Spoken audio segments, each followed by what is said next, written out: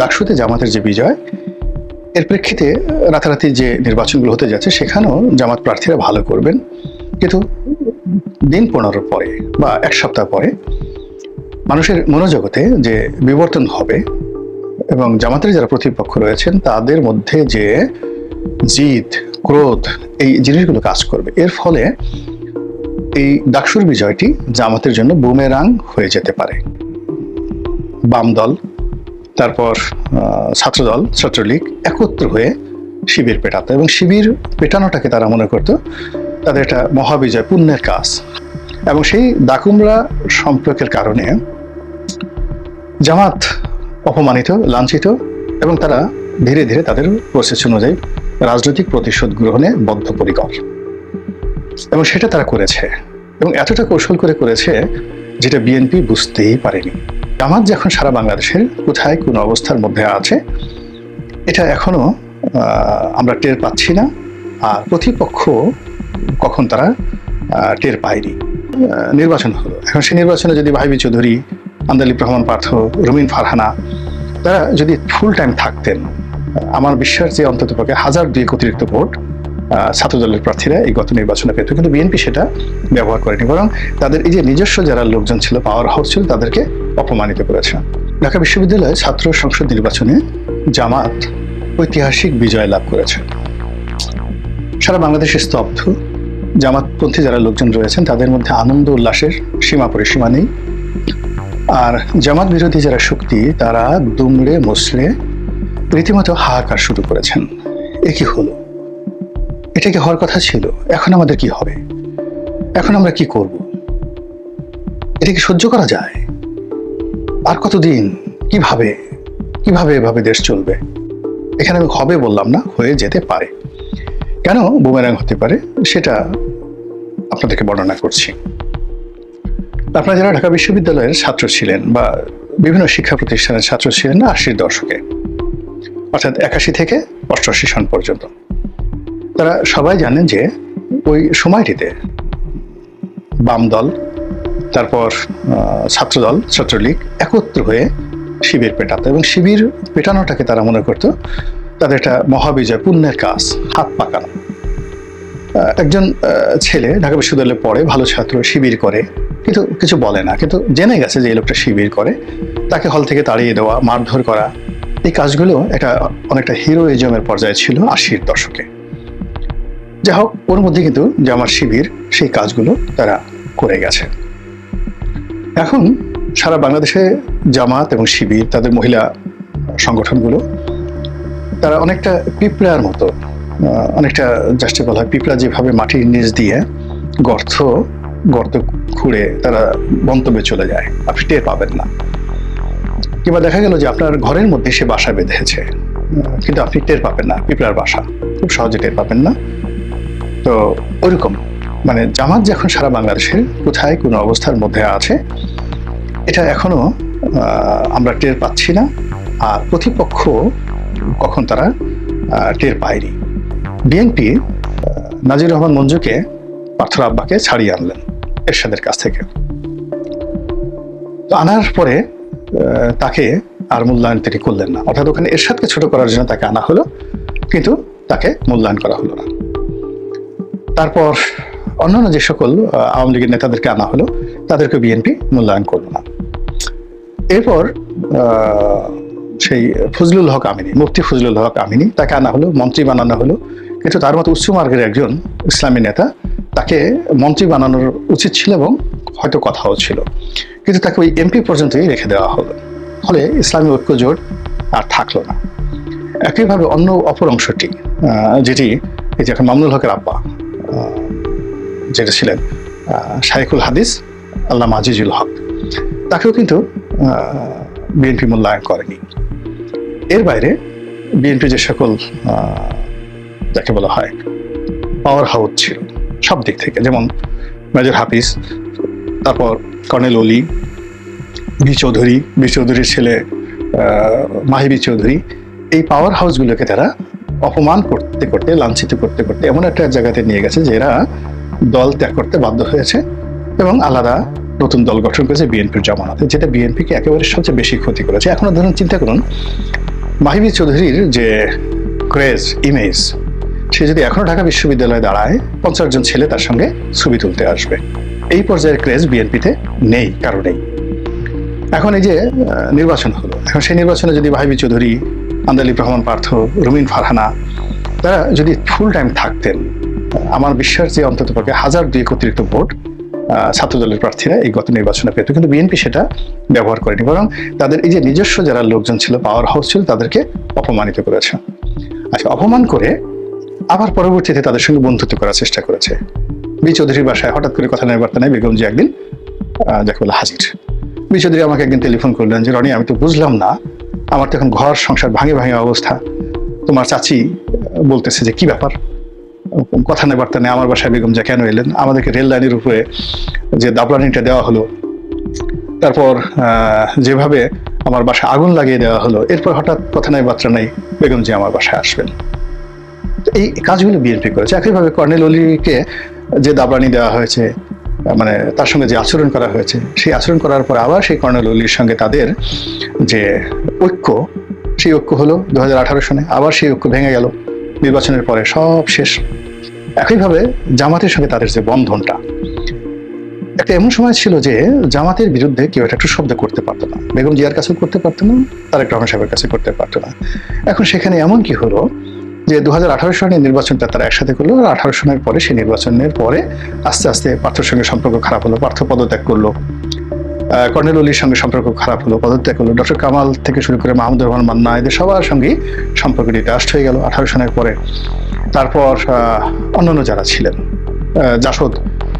জাসদের সঙ্গে সমস্ত যোগাযোগ বন্ধ, মানে 2019 সন থেকে একেবারে 2023-24 সন পর্যন্ত মানে যে জোটটা হয়েছিল 2018 নির্বাচন কেন্দ্রিক, সেই জোটের কারোর সঙ্গে বিএনপির কোনো সম্পর্ক ছিল না। আর ইতিমধ্যে জামাতের সঙ্গে সম্পর্কটা রীতিমতো দাগ কুমড়া হয়ে গেল। বোঝার চেষ্টা করেন, এই ঢাকা বিশ্ববিদ্যালয়, ঢাকা কলেজ, অন্যান্য বিশ্ববিদ্যালয়, এই যে সমন্বয়কদের নামে সাধারণ ছাত্রদের যে জোট, ইট ওয়াজ এ জামাত ব্যাকড অর্গানাইজেশন। তারা প্রথম 6 মাস 7 মাস ক্যাম্পাসগুলোতে ছাত্র দলের কোনো ছেলে মেয়েকে ঢুকতেই দেয়নি, ঢাকা বিশ্ববিদ্যালয় সহ। কিন্তু ওই সময়টাতে তারা এককভাবে ঢাকা বিশ্ববিদ্যালয়, ঢাকা কলেজ, সব জায়গায় তারা কিন্তু তাদের দাওয়াতি কর্মকাণ্ড চালিয়েছে, যেটা বিএনপি বুঝতেই পারেনি। অথচ বিএনপি যদি প্রথম দিনই হিট করতো, প্রথম দিনই তারা হিট করতো এবং বিশ্ববিদ্যালয় কলেজগুলোতে ঢুকে পড়তো, তা আজকের এই অবস্থাটা হয়তো তৈরি হতো না। এনিওয়ে, তো জামাত যে কৌশলগুলো করেছে, সেই কৌশলে তারা সফল হয়ে এই ডাকসু নির্বাচনে জয়লাভ করেছে। আর অন্যদিকে বিএনপি যে সবর করেছে, সেই সবরের সঙ্গে তাদের লোভ ছিল, লালসা ছিল মূলত জাতীয় নির্বাচনে জয়লাভ করার, যে কোনো মতে একটা সাধারণ নির্বাচন দিলে তারপরে শেষে সেই নির্বাচনে যদি সব দলগুলো আসে, তাহলে তো আমরা ব্রুট মেজরিটি পাবো। এর আগে ছাত্রদলদের গন্ডগোল করানো, মারামারি করানো, বোমাবাজি করানো, তাহলে সবাই বলবে এত ছাত্রলীগ, এমনিতে চাঁদাবাজির অনেক দুর্নাম বদনাম অভিযোগ। তো এই কারণে কি হলো, তারা সবর করেছে। কিন্তু এই সবরে যেটা হলো, তারা শুধুমাত্র বদনামের ভাগিদার হয়েছে।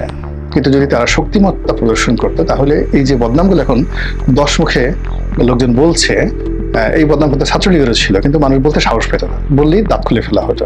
কিন্তু এখন কি হচ্ছে, অপকর্ম হচ্ছে, আবার গালিও খাচ্ছে, আর বদনাম ছড়িয়ে পড়ছে। আমাদের পেটের মধ্যে ধরেন আবর্জনা রয়েছে, এখন পেটের মধ্যে আবর্জনা রয়েছে আমরা সবাই জানি, কিন্তু এটা দুর্গন্ধ ছড়ায় না। কিন্তু এটাকে আপনি যদি মাথার উপর নিয়ে ঘুরেন, হাতে পায়ে লাগিয়ে ঘুরেন, তাহলে কি অবস্থা তৈরি হবে।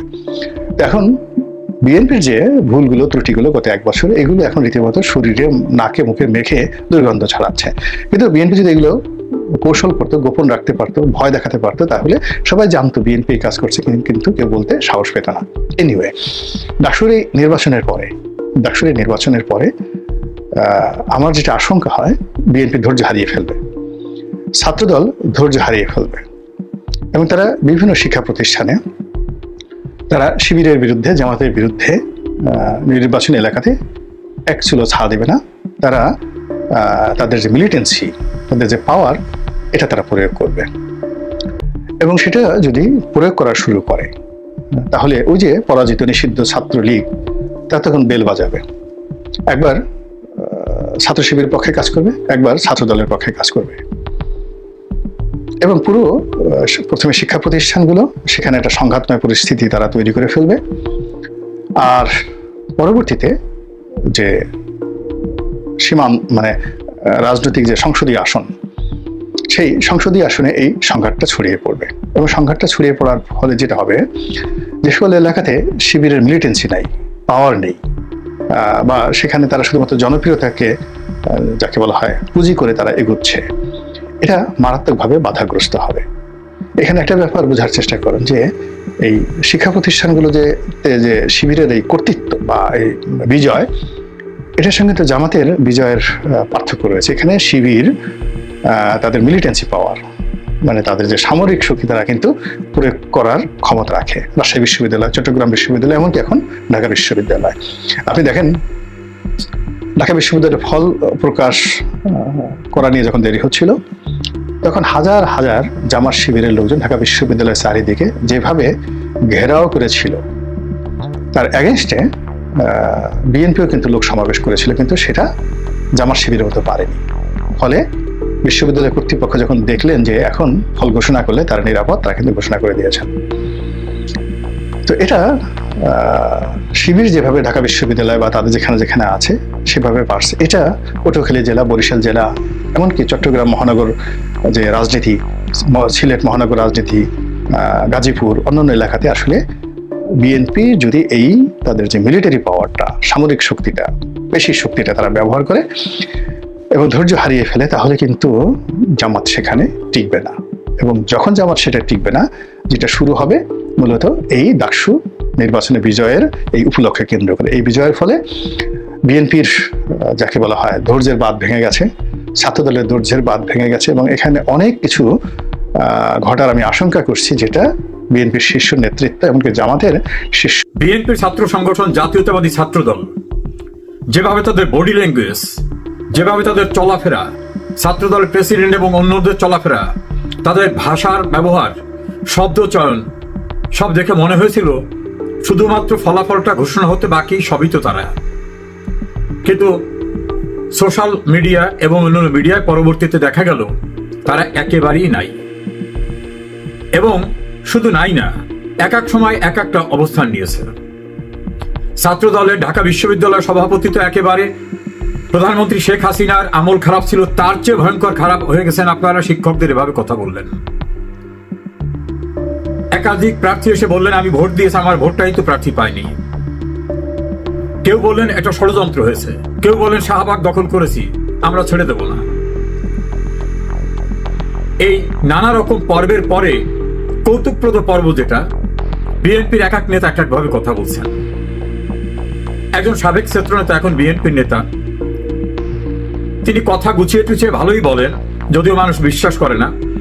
তিনি তো বলেই ফেললেন এটা ছাত্রলীগ আওয়ামী লীগের ভোটেই শিবির হয়ে গেছে। আর একজনে বললেন এর ভিতরে ষড়যন্ত্র আছে, এটা আওয়ামী লীগের লোকরা এসে ভোট দিয়েছে। তাদেরই আর এক নেতা বললেন যে পরিমাণ ভোট কাস্ট হয়েছে, এত লোক বিশ্ববিদ্যালয় এলাকা আসলে পা রাখার জায়গা থাকার কথা না, এগুলো ভোট বানিয়ে দেওয়া হয়েছে। বিএনপি স্ট্যান্ডিং কমিটির গুরুত্বপূর্ণ নেতা জনাব সালাউদ্দিন সাহেব তো বললেন ফলাফল মেনে নিয়েছি। এক একজন এক এক ভাবে কথা বলছেন। বিএনপির অফিসিয়াল কথা কোনটা সেটা আমরা জানি না, তবে ছাত্র শিবিরের ছেলেদের স্লোগানগুলো দেখেছি, আমার কাছে ভালো লাগে। এটা শিষ্টাচারহীন স্লোগান। সাদিক কায়েম ডাকসুতে লন্ডন গেছে, কি খবর পৌঁছেছে কিনা, মানে তারেক রহমানকে লক্ষ্য করে বিভিন্ন স্লোগান। এর কিছুদিন পূর্বে তারেক রহমানের নামের পিছনে একটা ফিমেল জেন্ডারের একটা অর্গানের নাম উল্লেখ করে স্লোগান দেওয়া হয়েছে। চাঁদা আদায় পল্টনে চলে যায় লন্ডনে, এ জাতীয় স্লোগান হয়েছে। গরুরহাট বাজার, টেম্পু স্ট্যান্ড দখল করা দল, এভাবে তাদেরকে কথা বলা হয়েছে। এবং এটা বলছে জামাত ইসলাম, এনসিপি, এরা। আবার বিএনপির পক্ষ থেকে ৭১-এর দোসর, ৭১-এর পরাজিত শক্তি, স্বাধীনতা বিরোধী, এভাবে জামাতকে আক্রমণ করে কথা বলা হয়েছে। আবার হঠাৎ করে দেখলাম হরিহর আত্মা বলেন না, জামাতের সঙ্গে তো আমাদের খুব বেশি দূরত্ব হয়নি, আমাদের সঙ্গে জামাতের বন্ধুত্ব আছে। বোঝা কঠিন সম্পর্ক কার সঙ্গে আছে কার সঙ্গে নাই। তবে একটা হিসাব সঠিক, বাংলাদেশে ধর্মভিত্তিক রাজনীতি আমাদের সংবিধানে নিষিদ্ধ করা হয়েছিল, ৭২ সংবিধানে। জিয়াউর রহমান ক্ষমতায় এসে সর্বপ্রথম তার ক্ষমতা দখল করে টিকে থাকার জন্যই ধর্মভিত্তিক রাজনীতিকে অ্যালাউ করেছিলেন সংবিধান সংশোধনের মধ্য দিয়ে, আর্টিকেল 38 সংশোধন করে। তারপরই বাংলাদেশে প্রথম বেনামিতে ধর্মভিত্তিক প্রথম সংগঠন হয় আইডিয়াল ইসলামিক ডেমোক্রেটিক লীগ। এর ধারাবাহিকতায় মুসলিম লীগ, নিজাম ইসলাম, বিভিন্ন রকম দল চলে আসলো, পরবর্তীতে জামাত ইসলাম, নানাভাবে বিভিন্ন সময়ে জাসদ থেকে, বাসদ থেকে, বিভক্ত বাসদ থেকে বিভিন্নভাবে ডাকসুতে নেতা নির্বাচিত হয়েছেন। সেই নেতারা যখন রাজনৈতিক সংগঠন করেছেন তখন কিন্তু চোখ বন্ধ করে মনের দৃষ্টি দিয়ে দেখুন কোথায় দাঁড়িয়েছে তারা। রাজনীতিতে কিন্তু ঠাঁই ওভাবে হয়নি। মৃদু মৃদু প্রদীপ জ্বালিয়ে রাখছেন কেউ কেউ বিভিন্ন সংগঠনের নামে। যেমন ডাকসুর ভিপি মাহমুদুর রহমান মান্না আমার ব্যক্তিগত অত্যন্ত আপনজন। তিনি ডাকসুতে ভিপি ছিলেন, চাকসুতে নেতা ছিলেন। ডাকসুর ভিপি ছিলেন আখতারুজ্জামান, ডাক্তার মোস্তাক, সুলতান মোহাম্মদ মনসুর থেকে শুরু আরো অনেকেই ডাকসুতে বিভিন্ন সময় নির্বাচিত, যারা ছোট ছোট সংগঠন থেকে হয়েছেন। বড় রাজনীতিতে গিয়ে কিন্তু বিশাল সমুদ্র, সেখানে গিয়ে কিন্তু ওই ডাকসুর নির্বাচিত নেতা হিসাবে আলাদা একটি প্রভাব বিস্তার করার মতো অবস্থান প্র্যাকটিক্যালি দৃশ্যমান না। জাতীয়তাবাদী ছাত্র দল থেকেও ডাকসুতে অনেকে নেতা নির্বাচিত হয়েছেন। তো মূল রাজনীতিতে গিয়ে তাদের অবস্থানটা কোথায় সেটা খতিয়ে দেখবেন। ফলে ডাকসুতে ছাত্র শিবির নির্বাচিত হওয়া মানে আওয়ামী লীগ শেষ হয়ে গেল, তাহলে ধর্মভিত্তিক রাজনীতি বাংলাদেশে প্রতিষ্ঠিত হয়ে গেল, এটা ভাবার কোনো কারণ নাই। যে সময় বিএনপির সঙ্গে জোট করে জামাত নির্বাচন করেছে সেই সময় কত পার্সেন্ট ভোট পেয়েছে? টোটাল ভোটের সংখ্যা কত ছিল? যৌথভাবে ইলেকশন করার পরেও পৃথকভাবে যখন করেছে তখন তাদের ভোটের সংখ্যা কত? সেই আঙ্গিকে যদি একটু অ্যানালাইসিস করি তাহলে দেখা যাবে বাংলাদেশে সাম্প্রতিক সময়ে ব্র্যাক বিশ্ববিদ্যালয়ের যে একটা গুরুত্বপূর্ণ সার্ভে হয়ে গেছে, সেখানে 10% মানুষ জামাতকে ভোট দেবেন এমন কথা বলেছেন। মনে রাখতে হবে 100%-এর ভিতর 10%। বিএনপির কথা বলছেন 12%, এনসিপির কথা বলেছেন 2%, আওয়ামী লীগের কথা এত দুঃসময় আওয়ামী লীগের, তারপরও সেখানে বলেছেন 7%, আর 14% বলছেন কাকে দেব আমি মুখ খুলবো না। তা অ্যানালাইসিস যারা করেন, পলিটিক্যাল বিষয় নিয়ে যারা স্টাডি, তারা বলেন যে এই মানুষগুলো আওয়ামী লীগের, কেননা মুখ খুললে তাদের উপর একটা মব আসতে পারে, সে কারণে তারা মুখ খুলতে চায় না। তা আমি যদি 14 এবং 7কে ধরি তাহলে যেটা হয় সেটা বিশাল। আর 48% মানুষ বলছে আমরা এখনো সিদ্ধান্ত নেইনি। তো যদি বিএনপি করতেন বা জামাত করতেন বা এনসিপি করতেন, তারা সিদ্ধান্ত না নেওয়ার তো কোনো কারণ নাই। আওয়ামী লীগের বিরুদ্ধে তীব্র গালিগালাজ আছে, 16 বছরের শাসন, নির্যাতন, অত্যাচার, কত কথা। তাহলে তার সিদ্ধান্ত নিতে আর বাকি থাকার কথা না। সিদ্ধান্ত যারা নেয়নি এই অংশটা নিশ্চয়ই জামাত, বিএনপি বা এনসিপি করেন না। এরা আইদার আওয়ামী লীগ অথবা আওয়ামী লীগের অ্যালায়েন্সের লোকরা। কারণ বিএনপি করলে তো বিএনপির এখন যে পরিবেশ, একটা মহাসমারোহ চলছে তাদের, ভাবটা যেন তারাই ক্ষমতায়। জামাত তো ক্ষমতায় ডিসগাইজে আছেই। তারা বলে ফেলতো যে আমরা বিএনপি করি, আমরা বিএনপিকে ভোট দেবো, আমরা জামাতকে ভোট দেবো। এই দুঃসময় আওয়ামী লীগের, তা সত্ত্বেও 7+% লোকেরা বলেছে আওয়ামী লীগকে ভোট দেবো, আর 14% মুখ খুলতে চাননি। মুখ খুললে বিপদ হবে, তারা জানে কোনোভাবে যদি এটা ফাঁস হয়ে যায় তাহলে তাদের বাড়িঘর লুটপাট হবে, মবের হাতে মৃত্যুবরণ হতে পারে। আর 48%, মোট 62% লোক বাইরে রয়ে গেছে। তো বিএনপি এবং জামাত আর এনসিপি সবাই মিলে ঐক্যবদ্ধভাবে যদি ইলেকশন করে, আর যদি নির্বাচনে সকল রাজনৈতিক দলের অংশগ্রহণের সুযোগ থাকে, তাহলে কি অবস্থা হবে?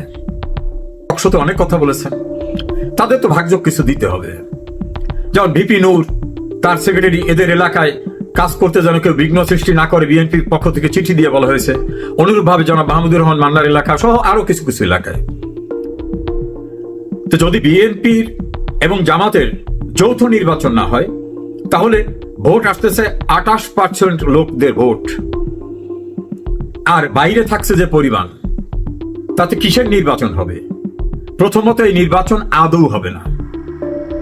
আমার পলিটিক্যাল অ্যানালাইসিস যেটা, নির্বাচন আওয়ামী লীগকে এবং আওয়ামী লীগের অ্যালায়েন্স বা প্রগতিশীল রাজনৈতিক দলকে বাদ দিয়ে আদৌ নির্বাচন করতে পারবে না।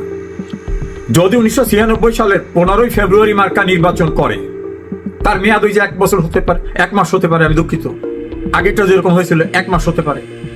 কিন্তু বর্তমানে বাংলাদেশের যে অবস্থা, যারা কথিত জুলাই আগস্ট আন্দোলন ছিল তারাও বলে শেখ হাসিনাই ভালো ছিল, আগেই ভালো ছিলাম। কারণ মবের রাজত্বে কেউ নিরাপদ না, কেউ তার আর্থিক সঙ্গতির এত খারাপ হয়ে গেছে তিনি আর অন্য কাউকে চান না। সবকিছু মিলে উন্নয়ন, মানুষের যে মৌলিক চাহিদা, অন্ন বস্ত্র বাসস্থান চিকিৎসা শিক্ষা, সব চাহিদা যেভাবে শেখ হাসিনা মিটিয়েছিলেন। সরকার পরিচালনা করতে গিয়ে সরকার তো আর ফেরেশতারা পরিচালনা করে না, মানুষ ভুল হতেই পারে, ভুল হয়নি এ কথা বলার কোনো কারণ নাই। দল হিসাবে আওয়ামী লীগের ভুল হতে পারে, হয়নি এ কথা বলার কোনো কারণ নাই। সেই ভুল সব উপচে যাচ্ছে এই সীমাহীন ব্যর্থতা এবং বিএনপি 5 আগস্টের পরে যে মবের রাজত্ব কায়েম করেছিল, যে লুটপাট করেছে, যে চাঁদাবাজি করেছে, রাস্তাঘাটে আওয়ামী লীগের লোকদের ধরে মারধর করা, তাদেরকে পুলিশের হাতে দেওয়ার আগে নির্মম আচরণ করেছে। এই দৃশ্য সামাজিক যোগাযোগ মাধ্যমে ভাইরাল হয়েছে, সবাই দেখেছে। হাটবাজার দখল করা, বাস স্ট্যান্ড দখল করা, আওয়ামী লীগের লোকজনদের ব্যবসা বাণিজ্য দখল করা, বাড়িঘর দখল করা, বাগান দখল করা, মাছের লিজ দখল করা। এ জায়গায় বিএনপি জামাতকে অতিক্রম করে ফেলছে। এই যে ভয়াবহ ইমেজ সংকটটা, এ কারণেই বোধহয় তারেক রহমান বারবার বলেন যে আগামী নির্বাচনটা খুবই কঠিন হবে। অবশ্য তারেক রহমানের লোকরা মনে করেন যে ক্ষমতায় তো এসেই গেছি, খালি তারেক সাহেব এসে প্রধানমন্ত্রীর আসনে বসে যাবেন, আর কোথাও না, সেটাই। আর জামাত ইসলাম তারা তাদের রাজনৈতিক পরিমণ্ডলে ক্ষমতায় যাওয়ার আগে যে পরিমাণ ভাবে সাম্প্রদায়িকতাকে প্রাধান্য দিচ্ছে, তাদের লোকরা কোন মেয়ে রাস্তা কি পোশাক পরে বের হবে, কোথায় একজন চিত্র জগতের নায়িকা একটা অনুষ্ঠান উদ্বোধন করতে যাবেন, পারবেন না। দেখলাম স্লোগান ডাকসু নির্বাচনের পরে, হিজাব হিজাব হিজাব। তারা কি শহীদ মিনার ফুল দিতে যাবেন? যদিও মতিউর রহমান নিজামী, আলী হাসান মুজাহিদকে এক প্রশ্ন করার পরে তারা বলছিলেন শহীদ বেদিতে যাওয়া এটা রাষ্ট্রাচার, রাষ্ট্রীয় আচার অনুষ্ঠান, ওখানে যাওয়া যায়। ঢাকা বিশ্ববিদ্যালয়ের কিভাবে ভোট হয়েছে, কিভাবে কারা নির্বাচিত হয়েছে, এটা নিয়ে আমার কোন উদ্বেগ উৎকণ্ঠা নাই। কে হলেন কে না হলেন নাই। আমি নিজে ছাত্রলীগের কর্মী ছিলাম। আমি জিয়াউর রহমানের সামরিক শাসনামলে দুঃসহ সময় ছিল। আমি একটি কলেজ ছাত্র সংসদের ভিপি নির্বাচিত হয়েছিলাম, একটি কলেজ ছাত্র সংসদের জিএস নির্বাচিত হয়েছিলাম, ছাত্রলীগের একটি ডিভিশনাল শহরে নেতৃত্ব দিয়েছি। আমার প্রিয় সংগঠন ছাত্রলীগ। একজন প্রাক্তন ছাত্রলীগার হিসাবে ছাত্রলীগ যদি নির্বাচনে নাই, সেখানে কে হলো কে না হলো এটা নিয়ে আমার কোনো উদ্বেগ নাই, উৎকণ্ঠাও নাই। তবে দেখলাম রাখি বন্ধন বিএনপির সঙ্গে তারেক রহমান, রুমিন ফারহানা এরা তো বলতেন একই মায়ের 2 সন্তান, একই বৃন্তের 2টো ফুল, ছাত্র দল এবং ছাত্র শিবির। এই একই বৃন্তের 2টা ফুলের এখন আজ দুজনার 2টি পথ ওগো দুদিকে গেছে রে, এইভাবে হয়ে গেল মনে হয়। আবার দেখা যাবে সময় মতো তারা এক হয়ে যাবেন। আওয়ামী লীগ 1949 সালের 23শে জুন তৈরি হয় একটা রাজনৈতিক সংগঠন, একটা ইনস্টিটিউশনে পরিণত হয়েছে।